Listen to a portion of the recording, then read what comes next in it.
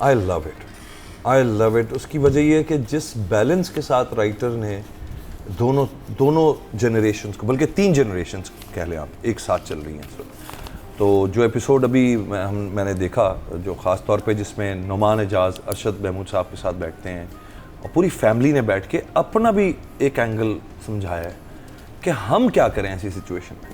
अच्छा, फिर ये जो एक एम्फेसिस है ना कि यार बच्चों पर कोई बात तो करे। हर ड्रामे में हम या तो बच्चों को दबा देते हैं, जाओ अपने कमरे में और कुछ तुम, so you are out of the equation. या बच्चे रखे होते हैं बीमारी के लिए कि बीमारी होगी, अब इसको ऐसी लाइलाज बीमारी है, अब इसका इलाज करवाना है और उसके लिए जो हीरो हीरोइन में से कोई है वो कुर्बानी देगा, बस इस तरह का होता है। यस, एंड द परफॉर्मेंसेस यार, बोथ ऑफ देम, मतलब वो जो इंटेंसिटी, शहबाज नाम है बॉय का, समर ने जो एक्टिंग की है यार कमाल। मैं कह रहा था, मैं अपनी वाइफ के साथ देख रहा था, मैंने कहा इतनी फ्लुएंसी सिर्फ लाइनें याद करके नहीं आती, महसूस करके आती हैं। जितनी फ्लुएंटली उसने करके वो चीखा है और मल्टीपल सीन्स में, और वो जो छोटे छोटे टिडबिट्स है ना वो उसके कज़न के साथ, आई लव इट। तो मुझे लगता है बहुत बैलेंस सीरियल है और मैं दुआ करता हूँ कि इस तरह के इन सब्जेक्ट्स पे सीरियल्स आएँ। एक मॉडर्निज्म है उस सीरियल के अंदर, जबकि कोई ऐसा हमने एक्स्ट्रा वो नहीं दिखाया इन लोगों ने, बट एक मॉडर्न अप्रोच है उसकी, एंड आई लव इट। मुझे लगा जैसे मैं कोई कोरियन या कोई बाहर की कोई सीरीज देख रहा हूँ उर्दू में। So for me it's like a 2 thumbs up। का वो मुझे लगता है कि जिस वक्त राइटर लिख रही थी ना, वो बोल भी रही थी साथ, बिकॉज इतना नेचुरल है। और जिस तरह पिक किया है बच्चों ने ख़ास तौर पे, यानी समर का तो ख़ास तौर पे मैं बहुत बड़ा फ़ैन हो गया हूँ। उसने ख़ास तौर पे जो बेडरूम का सीन था जिसमें वो आती है उसकी कज़न, और जिसने उसे पूछा अच्छा क्या करूँ क्या, ये नेचुरल इतना था कि मुझे लग रहा था ये लाइंस नहीं है यार, ये नहीं हो सकता डायलॉग्स, ये बस आ रहा है, इम्प्रोवाइज हो रहा है ये सारी सिचुएशन। और वो आखिर में उसने बोला निकल इशारा करता है वो कि जाओ।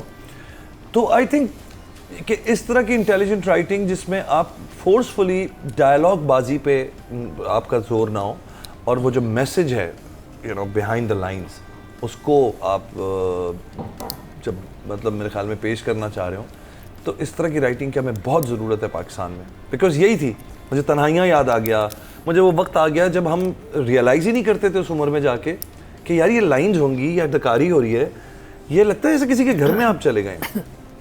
दूसरा गयासुद्दीन का तो राइट, ये परवरिश एक्चुअल ऐसा ड्रामा है कि आप किसी घर के अंदर चले गए, किसी के घर के अंदर चले गए। आप ड्रामा नहीं देख रहे, आप दीवारें हट गई हैं और आप एक घर को देख रहे हैं, वहाँ के जो भी मसले चल रहे हैं। यस, तो मैं कहता हूँ इससे बड़ी जीत कोई नहीं होती किसी भी प्रोजेक्ट की, मूवी हो, सीरीज हो, सीरियल हो, कि you for a moment just forget कि you putting your effort to watch something. अच्छा यार अब ये सीन देख लो तो मैं अगला देखूँ, नहीं, मेरा दिल ही नहीं चाह रहा था कुछ सीन्स ना कि एपिसोड्स खत्म हो, मेरा दिल चाह रहा था मैं बस बिंज वॉचिंग कर दूँ और मुझे पता चले कि क्या होने वाला है। So amazing.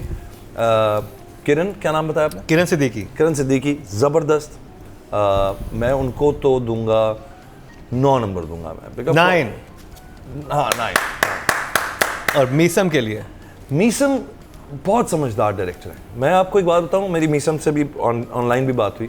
जिस दिन इसका परवरिश का पहला टीज़र या ट्रेलर आया था, जिसमें ये दोनों माँ बाप बैठे हुए और सामने समर बैठा होता है, वो कहते हैं आखिर तुम करना चाहते क्या हो, and then he goes like in a flashback and this just larger than life dream of his career of becoming a singer and all that.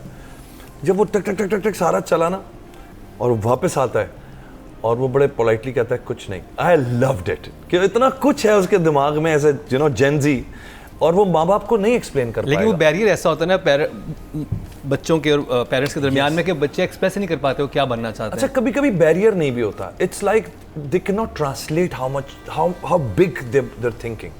माँ बाप के सामने उनको लगता है हम बोलेंगे तो हम बड़े क्लीशे लगेंगे, शैलो लगेंगे, या मजाक उड़ेगा, ये बातें कर रहे हैं। तो वो ना इतना उससे स्वीटली बोला, और घर वाले उड़ाते भी हैं। मुझे याद है कि आई वॉज वेरी यंग, और मुझे स्कूल में बात हुई कि मुझे जैसे ना लालच देते हैं कि तो फर्स्ट आओगे तो क्या करोगे, तो तुम्हें क्या चाहिए। मैंने कहा मुझे ना बुशरा अंसारी से मिलना है। अच्छा, ठीक है। अब वो मैं फर्स्ट आ भी गया, मिल लिया आपने? अब बहुत दफ़ा, लेकिन उस मौके पे नहीं मिला। ठीक है। अब उस वक्त मैं तो 3rd ग्रेड में था, 4th ग्रेड में था, तो मुझे बुशरा अंसारी से या मुझे इनसे मिलना है मुझे ना, ये सोचे उस वक्त की बात थी। तो हाँ वो कहा कि हाँ भाई ने कहा हाँ तुम आओ, तुम फर्स्ट आओ क्लास में, मैं आ गया फर्स्ट। अब मैं को मुझे मिलवाओ, अब कोई मेहमान है मैंने तो पूछा तारी से मिलना अब मैं वो एक जोक बन के रह गया था। और फिर बाद में मुझे कुछ जारी बात, जब 5th ग्रेड 6th ग्रेड, मैंने कहा यार ये तो मुझे तो सब मजाक उड़ाते हैं मेरा कि ये क्या है। तो लेकिन ऐसा होता है कि आप बच्चे नहीं ट्रांसलेट कर पाते अपनी वो चीज़ के ये। तो मैंने ना प्रेडिक्ट कर दिया था, मैंने उसी पोस्ट के नीचे लिखा, मैंने कहा this is going to be super hit. तो उन्होंने you know sent his love and all that. अब जब सीरियल पॉइंट पे पहुंचा तो मेरी मीसम से बात हुई, तो कहते हैं यार आपने तो टीजर देख के 1 मिनट का 1.5 मिनट का प्रेडिक्ट कर दिया था। मैंने कहा you can sense it, you can sense the whole canvas कि यार ये किस कैनवस पे जाएगा। अच्छा समर और आयना जो है मुझे लगता है ऑलरेडी वो अपना सिक्का मनवा चुके हैं इस जनरेशन में रहते हुए। इनसे बेहतर एक्टर मुझे अभी तक, इनकी तो एक्टिंग की हम अलग बात करेंगे। हाँ, वो तो मैं कहता हूँ तो कि कमाल ही के गारंटीड एक स्टैम्प होते हैं दोनों बच्चे, किसी भी चीज़ में हों तो इतने नेचुरल। तो आई थिंक डायरेक्शन में यार अभी तक तो मैं फ्लॉलेस देखा है, तो 10 ही दूंगा, 10। और मुझे बहुत खुशी होती है कि मैं एक चीज़ बताना चलूँगी, जब हम लोग नापा में थे ना तो वो मैं 3rd बैच में था, एक बैच उस मुशर्रफ साहब ने बनवाया था, पहला बैच आया, 2nd बैच आया, 3rd बैच में हम लोग थे। और ज़िया साहब हमें पढ़ा रहे थे, तलत साहब थे, राहत काज़मी वगैरह हमारे टीचर थे, रेहान शेख वगैरह। और हमें नहीं पता था कि हमारा फ्यूचर क्या होगा, हम कहाँ पहुँचेंगे। हम अपने कॉलेज लाइफ ख़त्म करके इसमें घुस गए हैं, फैमिलीज राज़ी नहीं है कि आप ये लोग करें। और अब मैं देखता हूँ कि मेरे जो सीनियर्स में थे 3 डायरेक्टर्स जो ऐसे हैं इस वक्त, जिनमें मीसम है, जिनमें साकिब खान जिन्होंने कर्ज़ जहाँ बनाया, और जिनमें सैयद मोहसिन जो है हमारे, जिन्होंने रज़िया बनाया। अभी 3 वेरी डिफरेंट और A+। हाँ, राइटिंग में मुस्तफ़ा अफरीदी, ये सब वो हमारी क्लास वालों से सारे। और वो यही सोचते हैं कि ये यानी कि इस इंस्टीट्यूट में इतना दम है कि अगर आप वहाँ पर कोई जाता है यंगस्टर तो वो अपने ख्वाब आगे लेके जा सकता है। और जिस तरह के तीनों डायरेक्टर्स काम कर रहे हैं या राइटर काम कर रहे हैं, ऐसा पहले देखने को नहीं मिल रहा, या आज की लॉट में ऐसे आपको नहीं डायरेक्टर्स मिलते हैं। अच्छा मुकर्रम, जाते जाते गयासुद्दीन का नाम तुमने लिया था। गयासुद्दीन सेम DOP है जिसने मैं और तुम उनका फहद मुस्तफ़ा का और कभी मैं कभी तुम को शूट किया था। हाँ, ये उनका ही प्रोडक्शन हाउस है। हाँ बिग। तो वो मेरे ख्याल में एनवायरनमेंट भी आपने इसलिए भी अच्छा लग रहा है कि वो जो था ना एक homeliness in the whole process of shooting, वो गयास ने दोबारा से मेरे ख्याल में वही। आई थिंक मैंने 2 ड्रामा जो एक घर के अंदर बने हुए 2 ड्रामे जो बड़े अच्छे लगते हैं, नूरजहां जो घर के अंदर बहुत अच्छा शूट हुआ हुआ था। एक्टिंग थ्रू रिदम, एक टेम्पो क्रिएट करता है। वो पिछले वाले प्लेस भी मैंने देखे जहाँ पे ये दोनों आयना और ये दोनों साथ थे, मुझे उसका नाम नहीं याद। ऐना नहीं, वो जो ड्रामा था, वो एक ड्रामा था ना, एक ड्रामा था जिसमें ये दोनों थे, मायरी जिसमें ये दोनों थे, ऐना और ये। तो वहाँ से जो मुझे लगता है कि वो जो कॉम्बो उन लोगों ऑलरेडी बन चुका था, वो भी डायरेक्टर भी यही थे। अच्छा, जबरदस्त। अभी अवार्ड भी मिले हैं उसको अलग स्टाइल में मेरे ख्याल में। तो बात क्या है कि वो जो कॉम्बो एक तो काम कर गया इन दोनों का दोबारा, क्योंकि मुझे ये लगता है कि जो टाइमिंग समर की है उस टाइमिंग को काउंटर करने के लिए वो जो भी सामने होती है ना बच्ची, उसके लिए बड़ा मुश्किल पड़ जाता है, क्योंकि वो इतना नेचुरल है कि फिर वो सामने वाली बच्ची एक्टिंग ही कर रही होती। तो आयना मुझे लगता है जो काम कर रही है ना, वो उसी टेम्पो को जहन में रख के करिए कि I know who is in front of me, you know. ये भी केमिस्ट्री का चक्कर होता है। And they so young and they so mature when they act, कि छोटी डिटेल्स। वो बहुत समझ के, ऐना भी बहुत समझ के करिए। एक डायलॉग पे सिर्फ माँ को देखती है जब वो कहती है कि तुम खुश क्यों नहीं हो, वो कहते हैं जो आप चाहती थी मैं कर रही हूँ। जो एक्सप्रेशन है वो बड़े मैच्योर एक्सप्रेशन थे। कि जुड़वा में भी है ये बच्ची ना, जुड़वा में भी थी। और आई थिंक हमें इनका तस्करा भी करना चाहिए, इस पर सबसे ज़्यादा व्यू जुड़वा लेके जा रहा है। अच्छा। और ऐना डबल रोल उसमें कर रही हैं, और उसमें 2 ड्रामे इनके चल रहे हैं। And I think she is the next big thing we have right now. और क्राफ्ट बड़ी ज़बरदस्त है, अबूर बहुत है इनको अदाकारी पे। तो मुझे लगता है कि एक तो समर का जो ये टाइमिंग वाला काम है, इट्स अमेजिंग।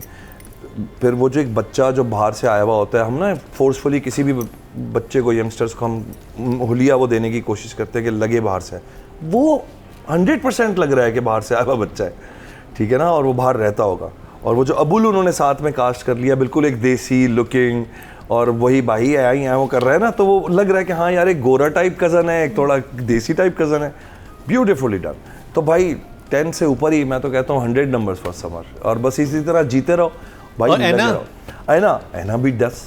मुझे नहीं लगा किसी जगह उस बच्ची ने जो है वो जो एक्सप्रेशन होल्ड करती है ना, जो साइलेंट होती है, देख रही होती है, उसकी आंखों में इंटेंसिटी इतनी होती है कि आप कहते हो यार एक छोटी सी जगह है जहाँ वो उसको कहता है ना कि वली जहांगीर वीजे मतलब मैं, और कह के चला जाता है वो। अब आप ना देखना रिप्ले करके, उसने रियलाइज़ किया है, उसके बाद वो अपने अंदर गई है, फिर उसके बाद उसने इधर उधर देखा है, एंड देन फिर वो वापस, उसने 5 एक्सप्रेशंस सिर्फ उसे एक रियलाइजेशन में दिए। ये सीनियर, और वो इंपॉर्टेंट सीन था क्योंकि वो उसको उस सिंगर को सुनती थी और उसे पता चलता है कि ये वही सिंगर है। Yes. उसने कोई पागलों ने छलांगे नहीं मारी कि oh you are that. Yes, yes. उसने बड़ा एक सटल वे में अपना कि एक मेडिकल स्टूडेंट कैसे इस पर रिएक्ट